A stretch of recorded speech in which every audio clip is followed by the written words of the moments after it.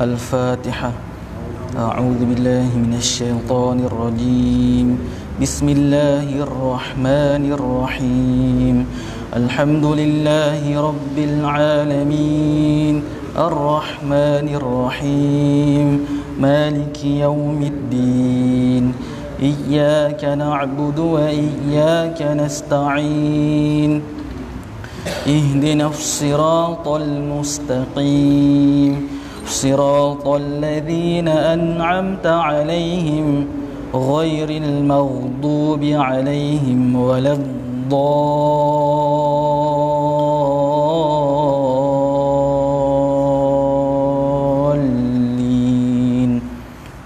Amin.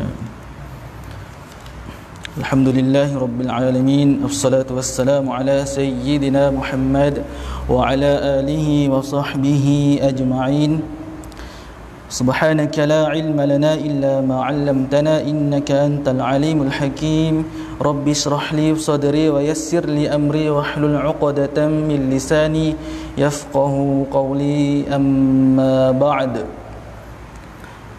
Yang dihormati pengerusi masjid, Tuan Imam, ustaz-ustaz dan jemaah Masjid Pekan Tambunan, Assalamualaikum warahmatullahi taala wabarakatuh. Sekian lama kita tidak berjumpa, kita tidak bersua untuk kita punya kuliah berkaitan tentang Al-Quran. Sebut saja tentang Al-Quran mesti mengantuk, kan? Saya pun dulu belajar Al-Quran ni sebenarnya mengantuk juga nih. Memang dia asal sebut dia cerita mau kasih bagus bacaan ni, dia memang mengantuk sikit lah. Sebab dia tidak sama dengan kita cerita tentang kisah-kisah Nabi, kan? Kita cerita tentang kisah-kisah pengajaran dan sebagainya lah.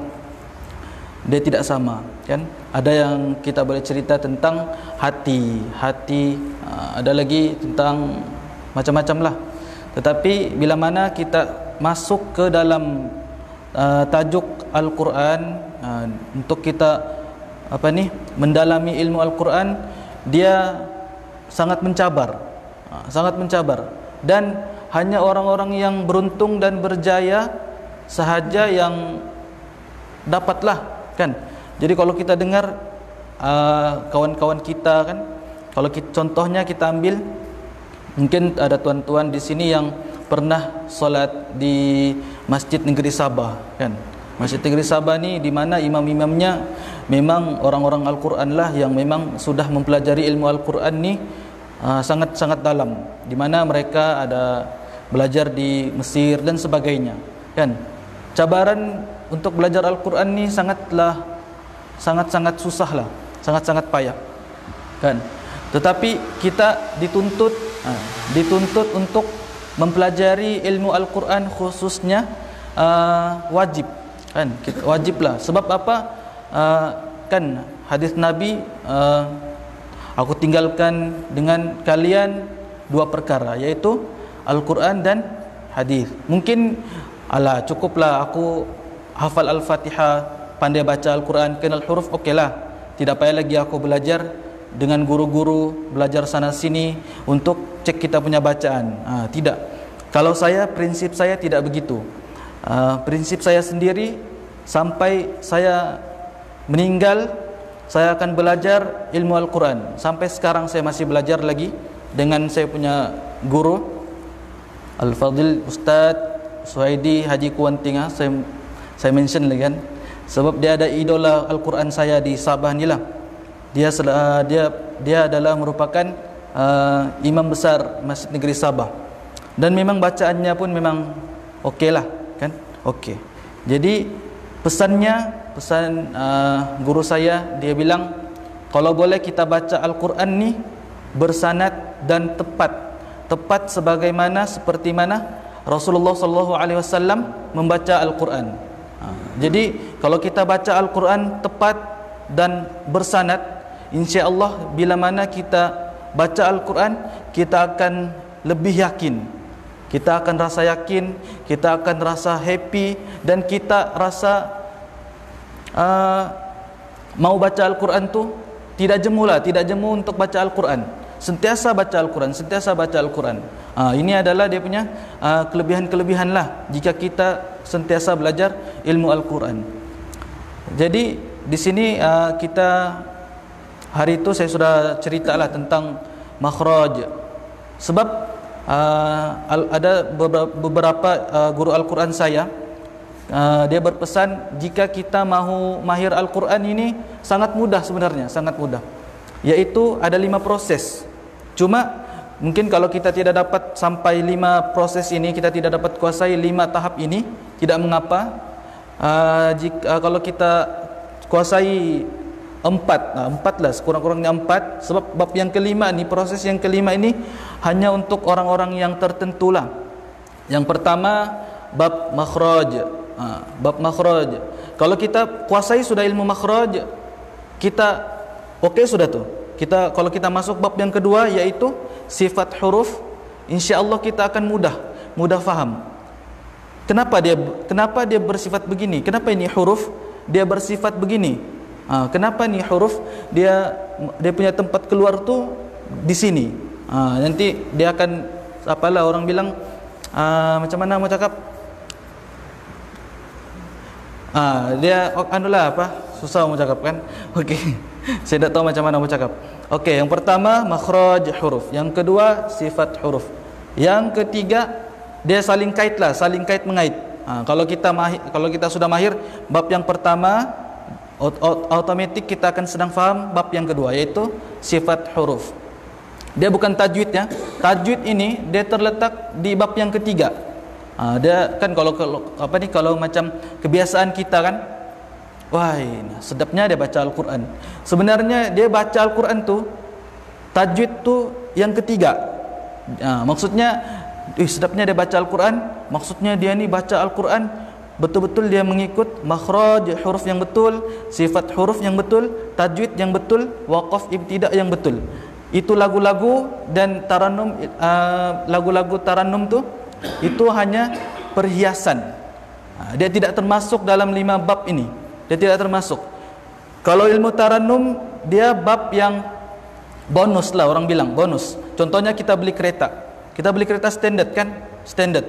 Maksudnya kalau kita beli kereta standard, kalau kita modified kereta tu, itulah dihiasi dengan rim yang besar kan, rim yang cantik. Begitulah. Kalau macam dia ada bonus suara yang cantik, itu adalah bonus.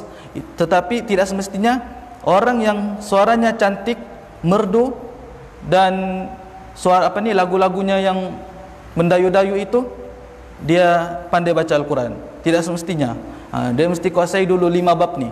Kalau 5 bab ni dia sudah kuasai, pasti kalau dia ada bonus macam suara yang cantik ataupun lagu-lagu yang mendayu-dayu dan sebagainya, insya-Allah dia akan indah kan. Al-Quran itu indah. Jadi kita sudah sentuh bab yang pertama kan, bab yang pertama makhraj, yang kedua sifat lah. Malam ini insya-Allah saya akan sentuh sifat huruf, sedikit sahaja ya. Kita santai-santai. Okey. Bab yang ketiga tajwid. Selepas sifat nanti kita akan belajar tajwid. Saya kasih ringkas sahaja, sebab tujuan saya ni nanti selepas buku ini saya akan terus beralih kepada Al-Quran lah, di mana saya akan tunjukkan macam mana cara baca, praktik lah, lebih kepada praktik. Sekarang ni kita teori kan, sahaja. Sebab kalau teori ni, ini malam saya cerita, sampai rumah lupa sudah kan. Sebab buku ni masa saya belajar dahulu pertama-tama memang tidak ingat lah, memang saya tidak ingat. Saya mau baca 100 kali baru saya ingat. Kita mau sampaikan, sudah kita baca sendiri dan kita sampaikan, itu pun kadang-kadang boleh terlupa.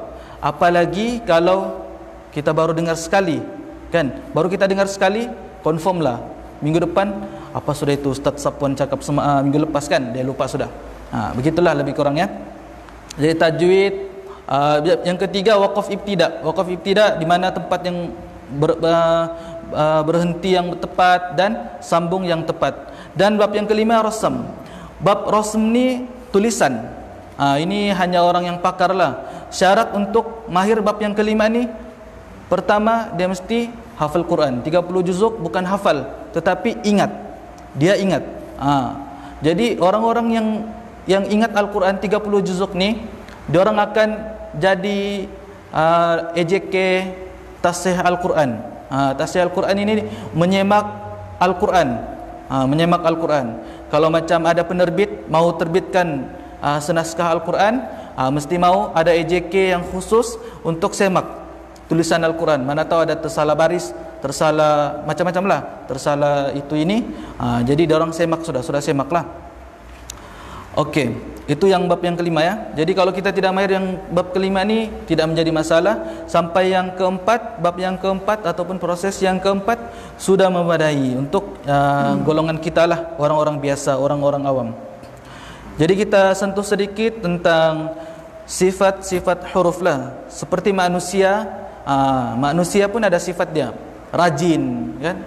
Pemalas. Apa lagi?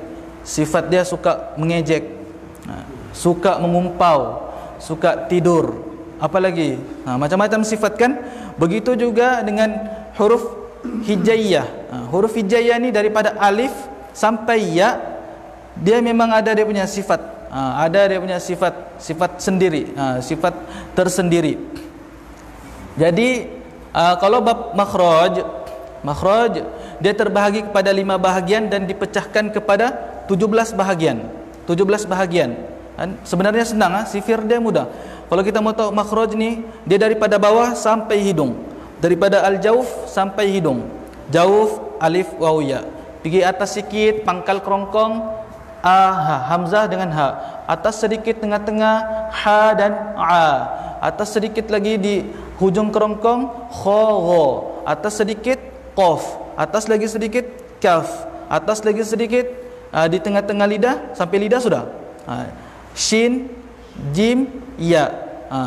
Dia di tepi lidah, dia pergi lagi tepi lidah, do. Dia pergi lagi ujung lidah, naik pergi langit atas, lam, nun, ro. Baru tu dia pergi lagi ujung lidah lagi masih, pergi lagi yang apa di belakang gigi mau tumbuh yang di atas ni, ta, dal, to. Pergi bawah, sin, zai, sod. Lepas tu keluar ta, dal, do. Lepas tu bibir fa, ba, wa, ma.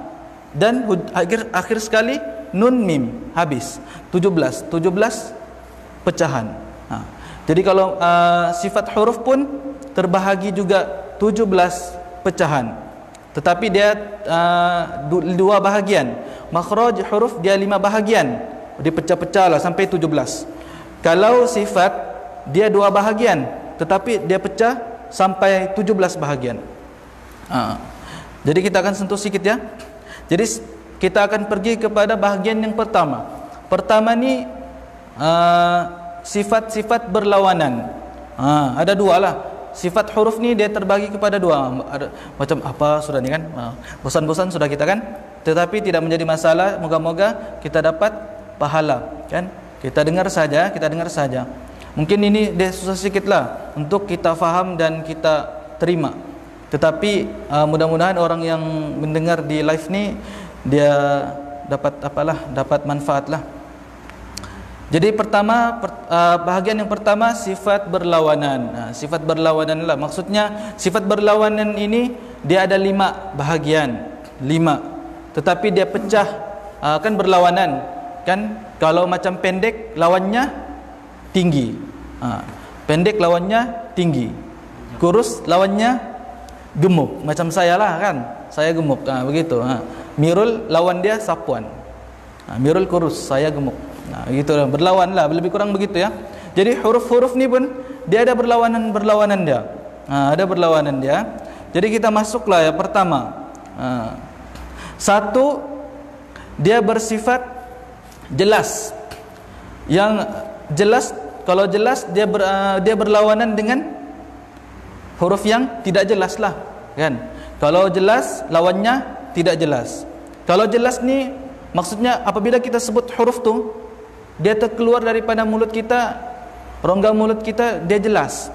Contoh dalam kalau rangkai kata syair ni, azuma waznu qari'in dhi ghaddin jiddin talaba, kan? Pertama ain. Ain, contoh macam mana kita mau tahu dia jelas? Kita letak alif, alif hamzah yang menerima. Kalau alif ni dia tidak terima baris, tetapi oleh kerana dia tidak menerima baris, adalah hamzah di atas alif tu kan. Jadi sebab hamzah ni dia terima baris, adalah baris dia, iaitu baris atas, jadinya a. Kasih jumpa dengan ain, kasih jumpa dengan ain. Inilah kan kalau Al-Quran ni sepatutnya dia mau ada papan tulis sebenarnya, kan? Tapi tidak selesa lah, kita mau berdiri. Kalau boleh kita berdiri, saya berdiri sini. Jadi ada papan tulis tu yang papan putih yang boleh kasih stand di situ, baru kita boleh tulis kan. Tapi tidak apalah, kita bayangkan jalan, kita bayangkan. Okey, hamzah dia bertemu dengan ain. Kasih mati itu ain, itu ain kasih mati. Jadi bunyinya bunyinya begitu. Bunyi ain ni dia bukannya di hidung ya, dia bukan di hidung. Dia memang di tengah-tengah kerongkong. Macam lain pula bunyi dia kan. Begitulah bunyi dia. Okey. Contoh kalau kita mau praktik an'amta, lebih kurang begitulah. Bukan ana unta, bukan. An'amta. Lepas tu au au az an aqqa. Ni yang hamzah bertemu dengan alif lah. Ar ay al au aj. Ini huruf-huruf yang jelas. Kita pergi kepada huruf-huruf yang tidak jelas. Contoh. Okey, kalau rangkai kata di sini dalam buku fahathahu syakhsun sakat. Yang saya mau tekankan di sini, yang dia memang ada yang tidak jelas, tetapi ada yang dia punya angin tu mantul dan tidak berapa mantul. Okey. Maksudnya di sini contoh huruf fa. Kalau kita sebut fa kan, masih juga kita guna kaedah yang sama dengan yang jelas, huruf yang jelas, kita kasih mati tu fa. Af. Okey, af. Macam mana kita mau tahu af? Apabila kita sebut af ada angin, kita letakkan tangan kita ni di depan, kita sebut af, keluarlah angin. Coba buat af, ada angin kan? Kalau ada angin, maksudnya kita baca betul lah tu. Begitu. Af, lepas tu sebut as, ash, aus, as. Ada dua yang tidak, angin dia tidak berapa keluar, yaitu dua huruf kaf dengan ta. Allahu ak sikit saja. Dia bukannya ak. Kita tidak baca begitu kan? Adakah yang baca Allahu ak? Berhabis dia kasih keluar angin dia. Memang angin untuk kaf tu dia tidak banyak. Kalau contoh kita azan kan, Allahu akbar Allah, tidaklah begitu kan? Untuk mau kasih, sebab kaf ni dia punya angin sedikit. Dia Allahu akbar sikit sahaja, akbar. Dia bukannya ak, gitu kan? Lebih kurang lah begitu.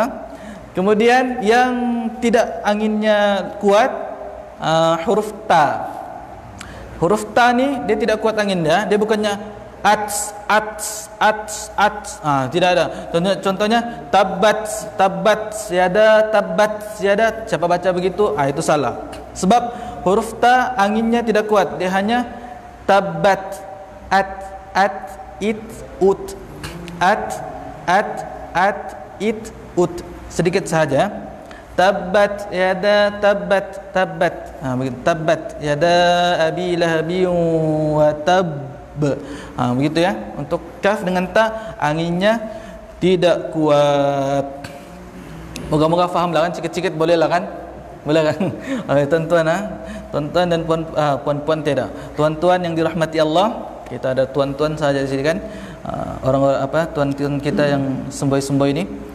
Jadi masuk teruslah sifat huruf sifat yang berlawanan yang kedua. Sampai jam berapa nih ya? Sampai isya kan? Isyaknya jam berapa? 7? Hah? Okey, nanti kasih berhenti saya. Okey. Yang kedua, tadi yang pertama kan. Untuk yang berlawanan ini dia ada 5. Dia ada 5. Tadi yang pertama, yang kedua kuat berlawan dengan, kalau kuat dia berlawan sama apa? Tidak kuat lah kan? Kalau sado dia berlawan dengan tidak sado. Huruf-huruf ni ada yang kuat, ada juga yang tidak kuat. Jangan pikir manusia saja ada yang kuat sama tidak kuat. Huruf-huruf pun ada yang kuat, ada yang tidak kuat. Mari kita lihat huruf apa yang kuat dan huruf-huruf apa yang tidak kuat. Dan ada juga huruf yang tidak kuat tetapi tidak juga lembut. Dia di pertengahan. Dia di pertengahan. Nanti kita lihat. Yang pertama yang kuat. Yang kuat ni dia ada 8. 8 lah. Daripada 29 huruf hijaiyah tadi yang kita tahu, ada 8 lah. 8 per 29 itu huruf yang kuat. Macam mana kita mau tahu dia kuat? Sebab dia tertahan. Lafaz rangkai katanya ajid qatin bakat. Kita lihat hamzah. Hamzah kan? Macam mana kita mau tahu dia kuat, dia tertahan? Kita sebut a. Dia tertahan. A tertahan dia, tertahan. Ini a. Dia tidak mengalir. Kalau macam jim aj. Aj tertahan. Dal ad tidak, dia tidak dia kuat kan? Lepas tu qaf al kuat. Ta al macam ba ab dia tidak mengalir. Kaf ak tidak dapat keluar juga, tertahan juga, dia kuat. Macam ta at dia kuat. Itu huruf-huruf yang kuat. Maksudnya dia tertahan. Kemudian huruf-huruf yang lembut. Maksudnya lembut ni dia mengalir, ya. Ada ada 16 huruf. Kita ambil contoh lah kan, contoh. Kalau 16 huruf ni kita mau cerita, nanti lambatkan. Kita rangkai kata, saya sebut rangkai kata khudh ghatha hawlin fadda syausin zayya sahin. Kita ambil contoh macam shin, ash, dia mengalir, lembut, dia mengalir kan? Ash, as, fa, af, mengalir. Apa lagi? Contoh, au, dia tidak tertahan kan? Au, dia memang lembut. Au, kita. Contoh lagi, sod, aus, mengalir, lembutlah. Gho, au, itu huruf-huruf yang mengalir, maksudnya dia lembut. Kemudian huruf-huruf yang dia tidak kuat, dia tidak juga lembut. Ada 5 huruf. Daripada 29 ada 5 huruf, yaitu lin umar, lam, nun, ain, mim dan ra. Dia tidak juga mengalir betul, dia tidak juga kuat betul. Al, an, am, itu adalah huruf-huruf yang dikategorikan ataupun disebut sebagai bainiyah, huruf bainiyah ataupun huruf tawassut. Apa itu bainiyah, Ustaz? Kita tidak tahu apa itu bainiyah, kita tidak tahu apa itu tawassut. Yang penting kita tahu rupanya 29 huruf hijaiyah ni ada yang kuat, ada yang lembut, ada yang tidak berapa kuat, tidak berapa lembut. Okey. Bingung-bingung enggak? Okay, maafkan saya kalau apa boleh buatlah kan. Saya itu saja yang saya mampu sampaikan. Kemudian okey, boleh lagi lanjut lagi kan? Okey. Yang ketiga tadi huruf apa ni? Sifat berlawanan dia ada 5 bahagian, kan? Tadi kita sudah cerita 2 bahagian bersamaan dengan 4 pecahan. 4 pecahan sudah lah. 4 pecahan per 17. Okey, kita pergi ke bahagian yang ketiga, sifat berlawanan. Ini yang paling penting nih. Kalau kita talaqi Al-Quran, kalau kita mau semakan, nanti saya akan buatlah untuk di Tambunan ni, saya akan buat kelas talaqi untuk siapa-siapa saja. Tetapi kalau boleh yang anulah apa ni, umurnya 17 tahun ke atas, untuk memperbaiki lagi bacaan Al-Quran. Di sinilah kita nampak kita nampaklah tu kan, macam-macam lah kan. Okey, kalau ada rasa apa ni, mahu belajar, bolehlah jumpa kan. Kalau tidak mau belajar pun tidak jadi masalah juga. Tidak ada paksaan lah kan. La ikrah fid din kan. Tidak ada paksaan dalam agama Islam ni ya. Tidak ada paksaan. Okey, yang ketiga, satu, dia meninggi. Maksudnya lidah tu dia meninggi, lawannya lidah dia menurun. Inilah isti'la, dan lawannya istifal. Ini sering contoh kan, kalau macam kita jumpa huruf-huruf isti'la, bila mana kita ikhfa huruf-huruf isti'la kan, contohnya innallaha ala kulli syai'in qadir. Inqa. Contoh lagi, tabarakalladzi biyadihil mulk wa huwa ala kulli syai'in qadir. Itu ikhfa untuk huruf isti'la, iaitu huruf qaf. Kalau kita jumpa ni huruf qaf, jadi lidah kita dia ternaik. Inqa, itu apa maksud dia? Inqa, dia bukannya inqa, itu tidak. Kalau dia untuk huruf kaf. Inka. Di sini dia bila mana kita masuk sudah bab tajwid, untuk ikhfa, di sini sudah terujinya sifat berlawanan isti'la sama istifal. Boleh nampak sudah tu. Contoh lagi, apa lagi contohan? In situ ada dalam Al-Quran kan, kalimah in situ.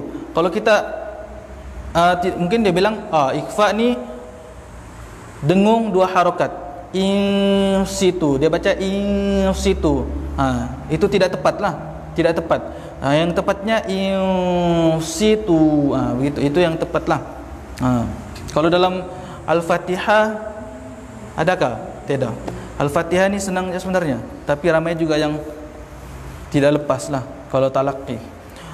Okey, lawannya meninggi, lawannya merendah. Apa huruf-huruf yang isti'la, iaitu lidah kita meninggi? Rangkai kata khussa dawtin qil.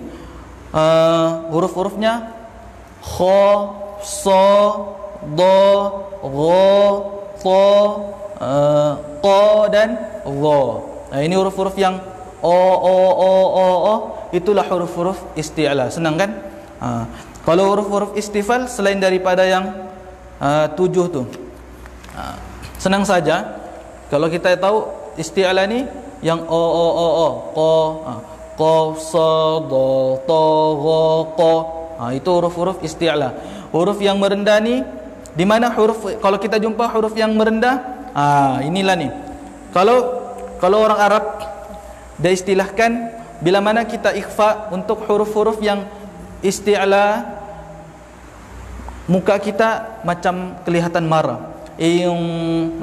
Macam qa, sa, gitu kan, macam gitu. Tetapi huruf istifal dia senyum.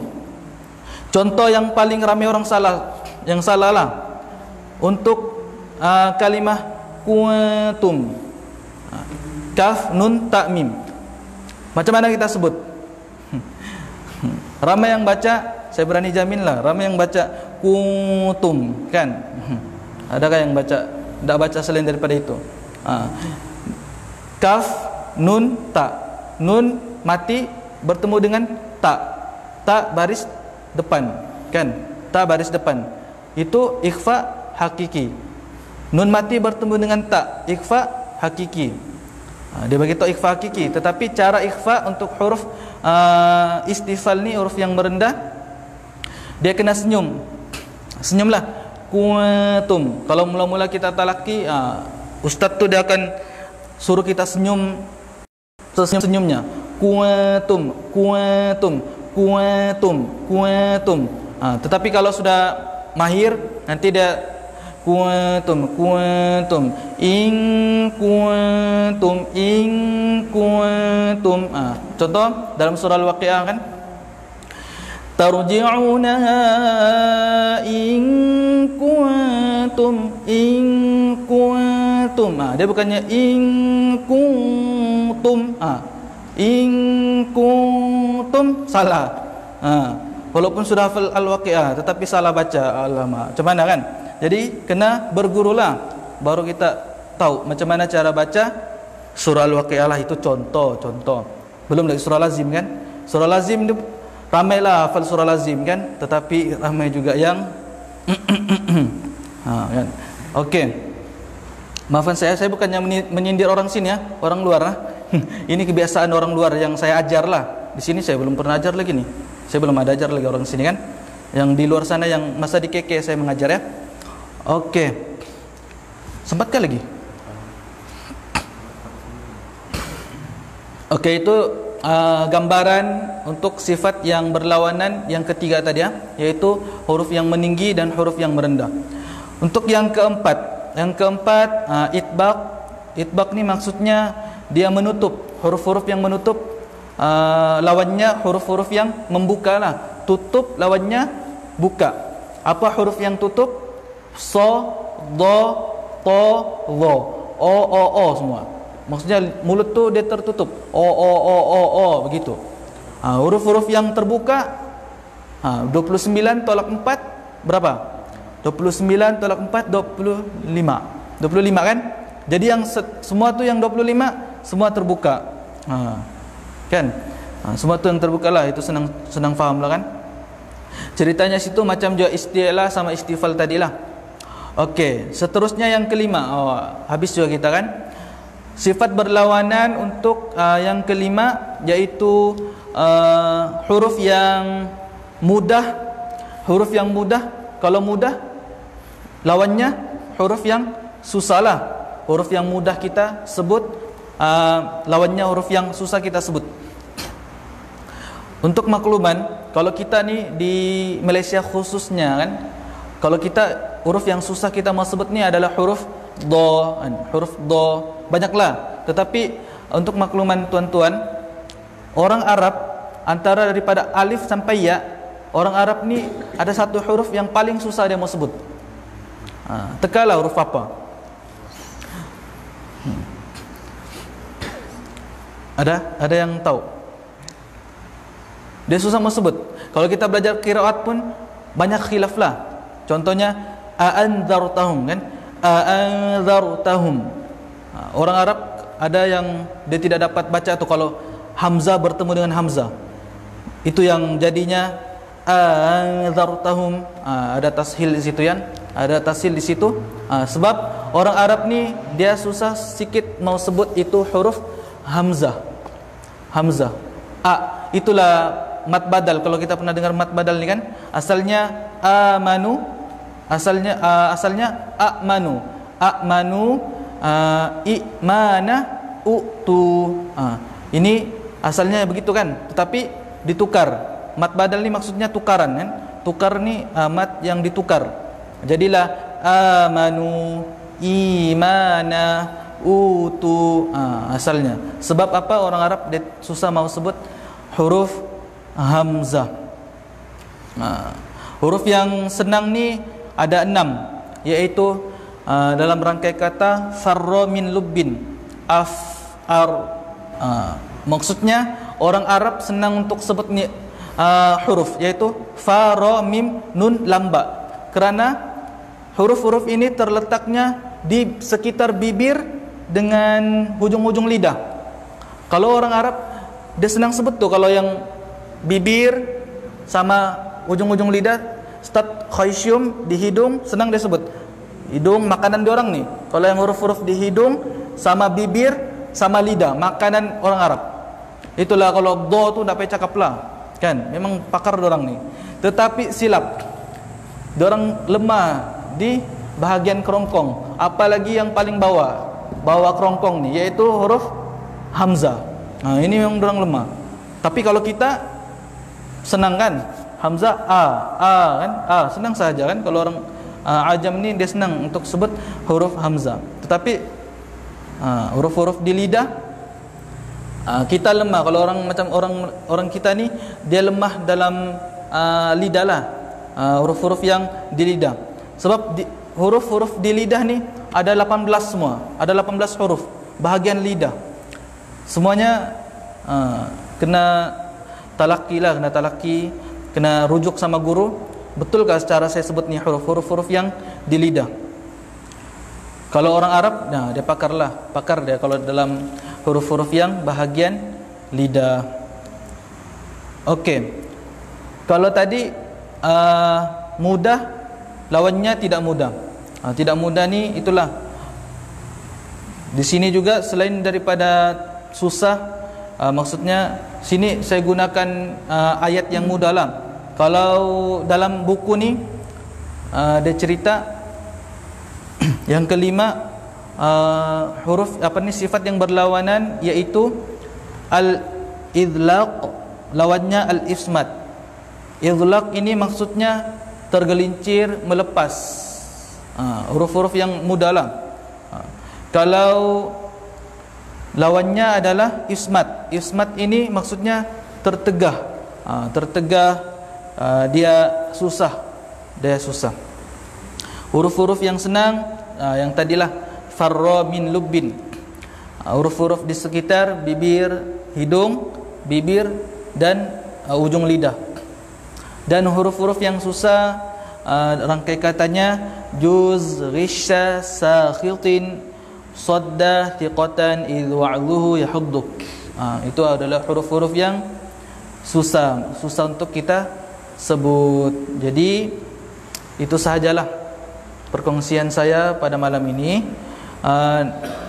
Mungkin apa yang saya kongsikan dia sukar sedikit lah untuk kita terima kan, apalagi kita yang di orang Melayu kan, orang yang bukan Arab ni dia memang susah sikit lah untuk terima. Tetapi sebenarnya ilmu ni kalau kita mau melekat di ingatan kita, di hati kita, caranya ialah kita kena ulang balik-balik, kita kena ulang. Kaedahnya kita kena tulislah. Selalu dipesankan oleh Ustaz Hatta menulis, tulis. Ada syekh daripada Mesir pun kata, ada orang bertanya, "Syekh, macam mana supaya hafalan Al-Quran saya ini melekat?" Caranya ialah dengan tahriri, menulis. Banyakkan menulis. Insya-Allah ingatan itu akan menjadi kuat. Apapun yang ilmu yang kita pelajari, bila mana kita tulis, kita akan mudah ingat kan. Kita akan ingatlah sampai bila-bila, insya-Allah. Jadi itu saja. Saya mohon maaf kepada tuan-tuan jika ada terkasar bahasa dan tersilap bicara. Saya mohon maaf. Jadi itu saja daripada saya. Wabillahi taufik wal hidayah. Wassalamualaikum warahmatullahi taala wabarakatuh. Saya akhiri majlis kita pada malam ini dengan tasbih kafarah dan suratul asr. Subhanakallahumma wa bihamdika asyhadu an la ilaha illa anta